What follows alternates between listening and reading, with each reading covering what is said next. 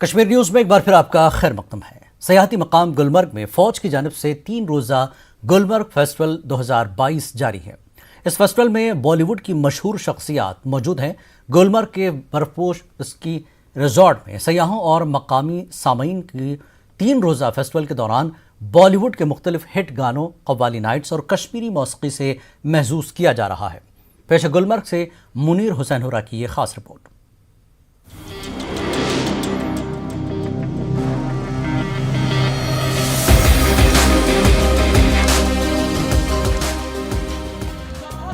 आज़ादी का अमृत महोत्सव के सिलसिले में सयाहती मकाम गुलमर्ग में फौज की जानिब से 3 रोज़ा गुलमर्ग फेस्टिवल जारी है।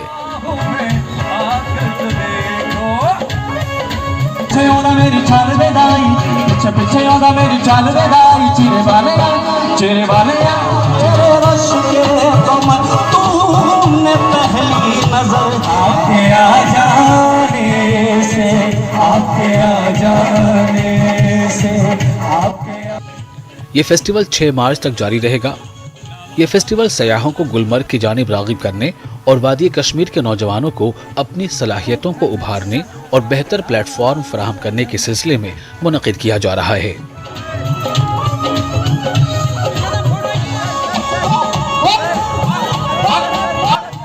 फेस्टिवल में आज फौज के 15वीं कोर के GOC lieutenant general DP Pandey मेहमान खुसूसी रहे। बॉलीवुड के मशहूर अदाकारा नीलम कोठारी, अदाकार और हिदायतकार समीर सोनी इस मौके पर मौजूद रहे।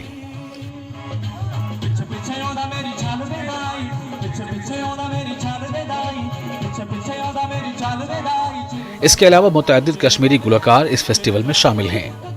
गुलमर्ग में सयाहों और मकामी लोगों को 3 रोज़ा फेस्टिवल के दौरान बॉलीवुड के मुख्तलिफ हिट गानों, कव्वाली नाइट्स और कश्मीरी मौसीकी से महसूस किया जा रहा है।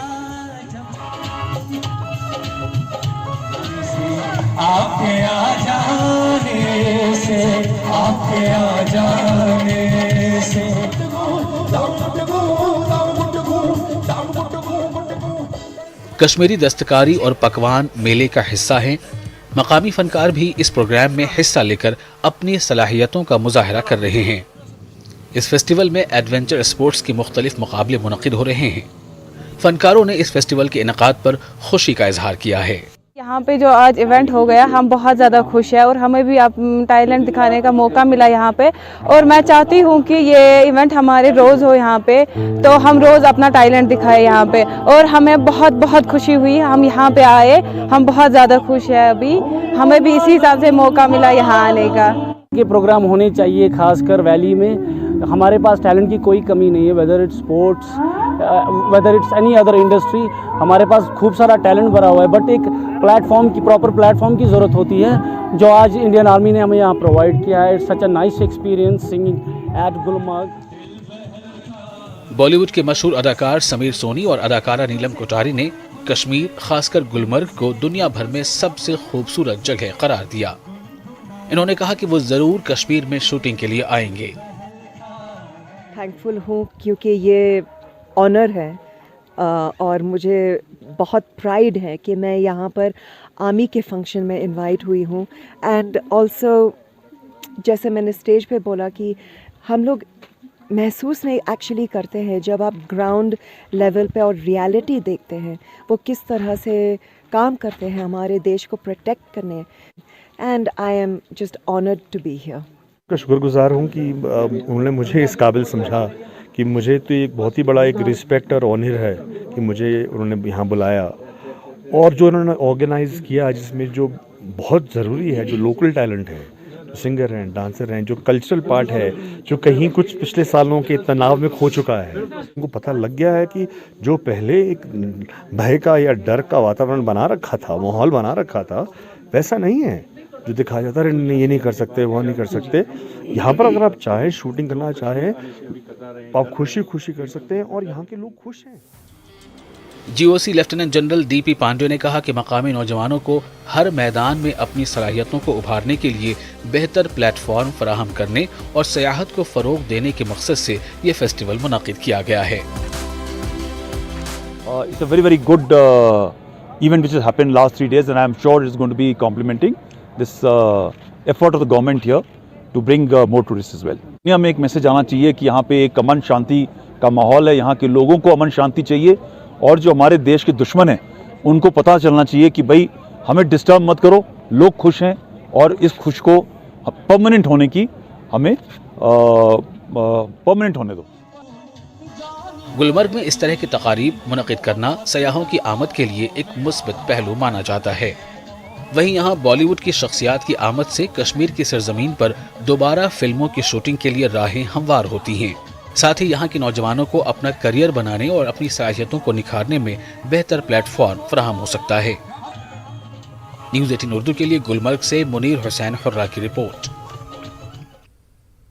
कुंजर असेंबली हल्के के क़याम के सिलसिले में टाउन हॉल कुंजर में तकरीब मुनक़िद हुई। तकरीब में बांगिल वेलफेयर कमेटी कुंजर का कहना है कि वो बड़े जोश और फ़ख्र के साथ इस बात के लिए इंतहाई खुशी और मसरत का इजहार करते हैं और शुक्रिया बजा लाते हैं कि इलाका कुंजर के अवाम का देरीना ख्वाब अब पूरा हो गया है, यानी कि कुंजर को हाल ही में नई हदबंदी के तहत एक असेंबली हल्के का दर्जा दे दिया गया है, जिसे हम फ़ख्र से अब कुंजर असेंबली हल्का कहते हैं। दर हकीकत ये कुंजर की तरक्की और खुशहाली की जानिब एक संग मील की हैसियत रखता है। इस इलाके के लोगों का ये एक देरीना मुतालबा और सियासी ख्वाब था, जिसकी वक्तन फ़वक्तन मुख्तलिफ फोरम्स पर नुमाइंदगी की जाती रही है, लेकिन अब नई हदबंदी के साथ कुंजर के तरक्की और खुशहाली के नए मनाजिल तय करने की उम्मीद है। सब ने मिलकर इस रिपोर्ट को रिजेक्ट किया है। उनके खदशात अपनी जगह, लेकिन जिसको कुछ मिला है उसको तो शुक्रिया करना ही करना है। जिसने कुछ खोया है उसको तो रोना ही रोना है। हमें मिला है इसलिए हमें खुशी मनाने का हक है। आज हमने चेयरमैन डिलिमिटेशन कमीशन को शुक्रिया अदा करना है, इसलिए कि हमारी कॉन्स्टिट्यूंसी मिल गई है। That was our prolonged demand, so we are very thankful to the chairman of the delimitation commission. We hope that our problems will be reduced. आज जम्मू में फिल्म कश्मीर फाइल की नुमाइश की गई। यह फिल्म 1990 में कश्मीरी पंडितों की वादी से हिजरत की दुख भरी कहानी पर मबनी है। फिल्म के हिदायतकार विवेक रंजन अग्निहोत्री ने अपनी कास्ट के साथ मीडिया से बातचीत की। पल्लवी जोशी, दर्शन कुमार और भाषा संभली इस दौरान मौजूद रहे।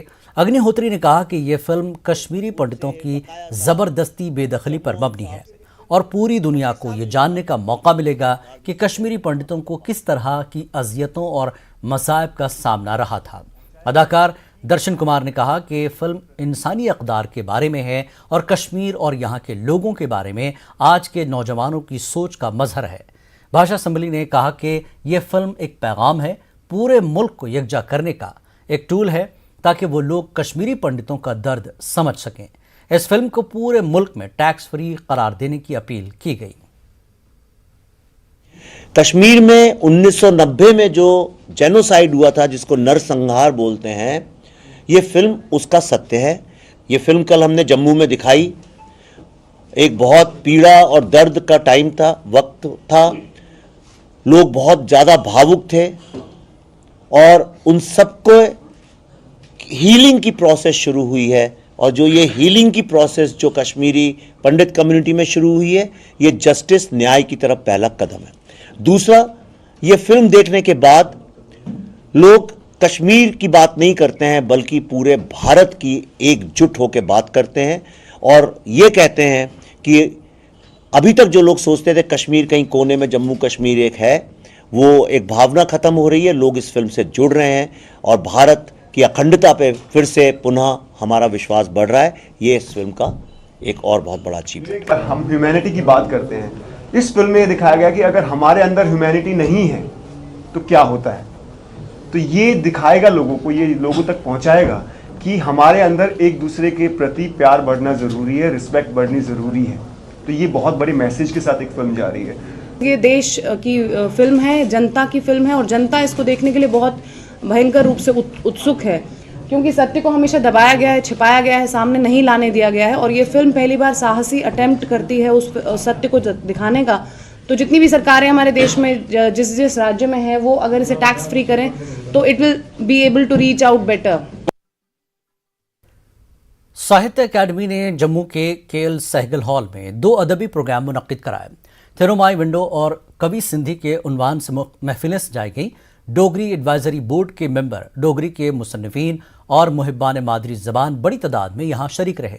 पद्मश्री डॉक्टर जितेंद्र उधमपुरी ने अपने लेक्चर में मशहूर डोगरी शायर तारा समयालपुरी की शख्सियत और अदबी कारनामों पर रोशनी डाली। साहित्य अकादमी नई दिल्ली में डोगरी एडवाइजरी बोर्ड के कन्वीनर और मुमताज़ डोगरी मुसन्निफ दर्शन दर्शी ने इस प्रोग्राम की सदारत की। कवि सिंधी प्रोग्राम के सेशन में पूरन चंद बडगोत्रा ने अपनी कुछ तहरीरी हाजरीन के सामने साझा की।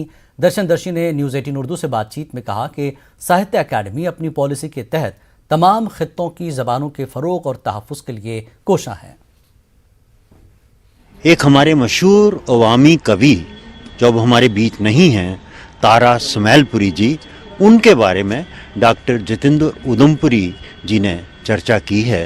डॉक्टर जितेंद्र उधमपुरी जी उनके साथ काम कर चुके हैं और उनके निजी जीवन के बारे में बहुत नज़दीक से जानते हैं। इसीलिए उन्होंने आज सब दर्शकों को, सब सुनने वालों को तारा समयालपुरी की ना कि सिर्फ साहित्यिक यात्रा से हम लोगों को रूबरू कराया, बल्कि उनके बचपन से लेके बाद के जीवन के बारे में भी काफ़ी कुछ बताया। न्यूज़ 18 उर्दू के ज़ेर-ए-एहतमाम यौम ख़वातीन का खुसूसी हफ्ता चला जा रहा है। इसी सिलसिले में हमने जम्मू साउथ की एसपी ममता शर्मा से खुसूसी मुलाकात की। ममता शर्मा ने बताया कि महकमे पुलिस ख़वातीन के लिए सबसे महफूज और बेहतर जगह है।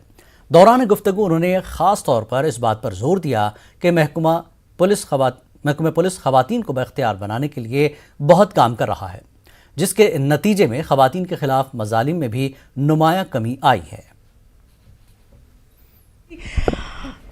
कितना अच्छा लग रहा है, इस नेम प्लेट पे सिर्फ आदमियों का ही नाम है, आप पहली महिला। बहुत अच्छा लग रहा है, बहुत खुशी महसूस करती हूँ मैं कि इतनी बड़ी रिस्पॉन्सिबिलिटी दी गई है मुझे जी, और मैं खूब मेहनत से इसको निभाऊंगी। आपको किस तरह के अवार्ड्स मिले, हमें जानकारी है? मुझे मैम होम मिनिस्टर्स मेडल मिला है for excellence in police trainings. उसके बाद मुझे हाल ही में police medal for meritorious service मिला है। आपने कहा आपकी 2 बेटी हैं, वो भी पुलिस ऑफिसर बनना चाहती हैं, कितनी प्रेरित हैं वो आपसे? मुझसे प्रेरणा कितनी मिली है वो पता नहीं, लेकिन वर्दी को देख के बहुत खुश होती हैं। और मैं जब मुझे यूनिफॉर्म में देखती है और उनसे जब हम पूछते हैं कि आपको क्या बनना है, तो वो कहते हैं हमें पुलिस ऑफिसर बनना है। मैम, देश बदल रहा है, समाज बदल रहा है, फैशन बदल रहा है, ट्रेंड बदल रहा है, लेकिन महिला जो प्रताड़ित होती है उसमें बदलाव नहीं आया। थोड़ा मुझे लगता है कि अभी सोसाइटी में चेंज लाने की ज़रूरत है। जब तक हम समझेंगे ही नहीं, हम महिला खुद अपने आप को कमज़ोर महसूस करती रहेगी, तब तक ये सब झेलना पड़ेगा। उसको अपने अंदर की शक्ति पहचाननी पड़ेगी। वो खुद स्ट्रांग है तभी वो सोसाइटी को फेस कर